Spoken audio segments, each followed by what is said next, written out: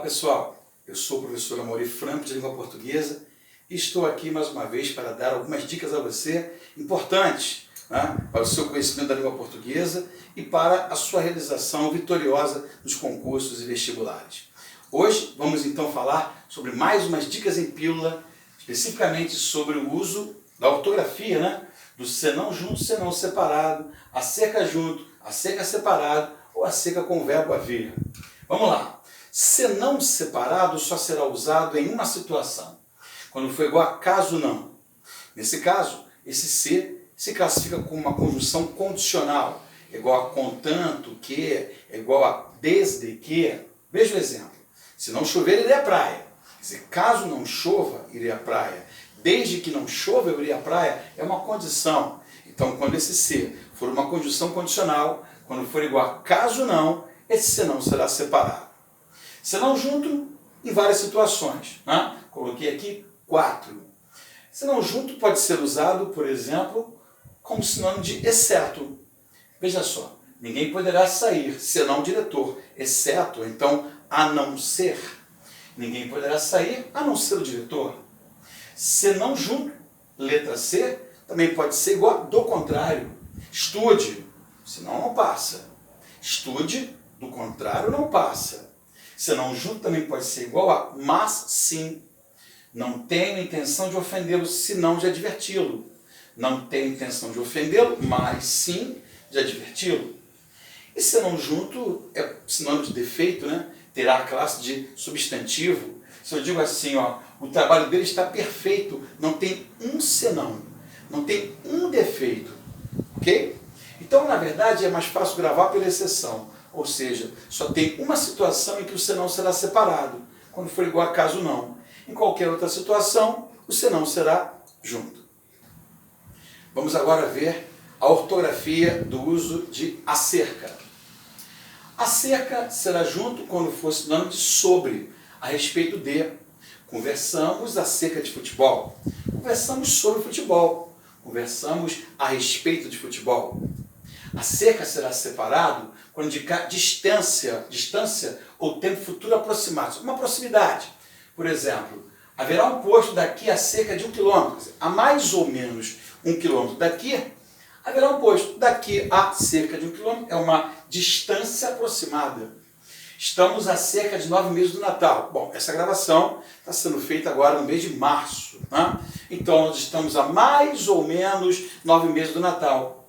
Portanto, nós temos aqui um tempo futuro aproximado, ok? Então, acerca separado é uma distância aproximada ou um tempo futuro aproximado. E o acerca com o verbo haver é indicando a existência de algo. O verbo haver é como se não existir. Então, se eu disser, por exemplo, aqui nesta praça há cerca de 10 árvores. Né? Então, existem aproximadamente 10 árvores, seria nesse sentido. Então, é uma quantidade aproximada ou um tempo passado. Se eu disser assim, ele deixou o prédio há cerca de 15 minutos, quer dizer, faz 15 minutos aproximadamente. Então, por exemplo, neste município há cerca de 11 escolas, há aproximadamente 11 escolas. Ele morreu há cerca de 1 ano, aqui já é um tempo passado. Ele morreu há aproximadamente 1 ano. Ok? Então, vamos ver aqui algumas questões sobre isso. Bom, afim é outra expressão que também pode ter mais de uma grafia, né? Se eu digo para você assim, eu estou com o objetivo de passar, com o fim de passar, com a finalidade de passar, eu vou utilizar esse afim separado. Eu estou a fim de passar, com o fim, com o propósito, com o objetivo. Mas se eu quero dizer que nós temos ideias afins, ideias próximas, semelhantes, com afinidade, esse afim é junto. Olha, a minha opinião é afim da sua, afim no sentido de ser junto. Junto. Minha ideia é afim da sua, ela tem afinidade com a sua. Então, o afim significa com o fim de, com o objetivo de, são 3 palavras separadas, a, fim de. E o afim significa afinidade, ou semelhança, ou proximidade, é junto. Então, a fim de que a pessoa tenha energia suficiente, tirado do texto, era separado. O vocábulo afim, aparece escrito em dois vocábulos e é diferente de afim, que é junto.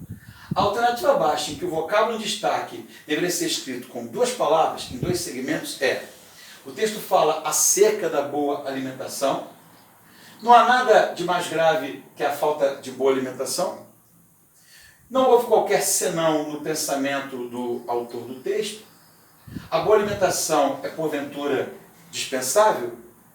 E letra E, a boa alimentação é importante, sobretudo, na infância. Vejamos aqui. Já pensou? Já pausou para poder tentar fazer? Faça isso. Eu espero. Vamos lá.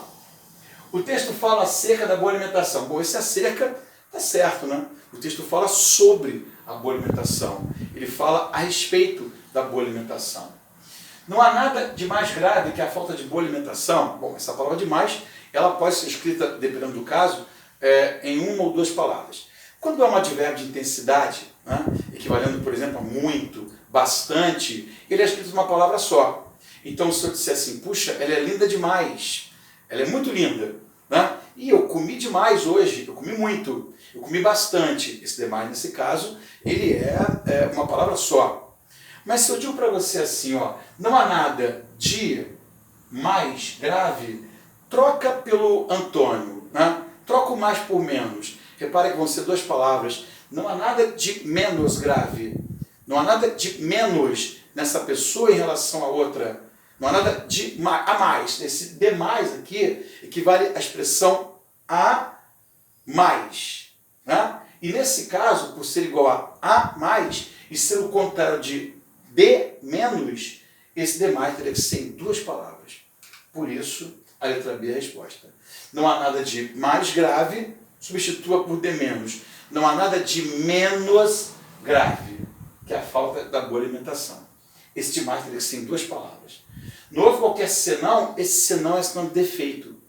Não houve qualquer defeito, ele tem a classe substantivo, né? Defeito ou problema no pensamento do autor do texto. É junto mesmo.